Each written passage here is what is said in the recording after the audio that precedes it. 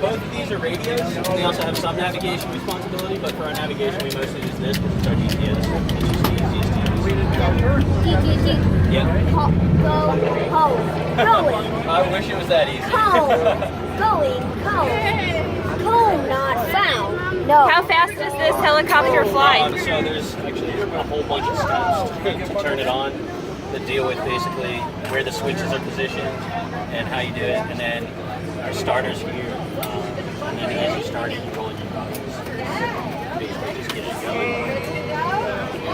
Oh my God, there's a whole like. Does it require 2 people to fly, or can one person? One person can fly.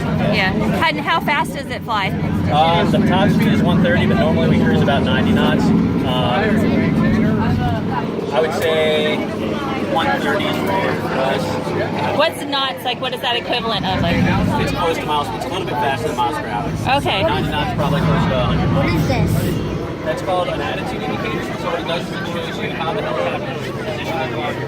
So if you're going down or in a roll or in a climb. So that would be like, so if you're like, so you're flipped over, be like, Level to the ground? How level to the ground you are?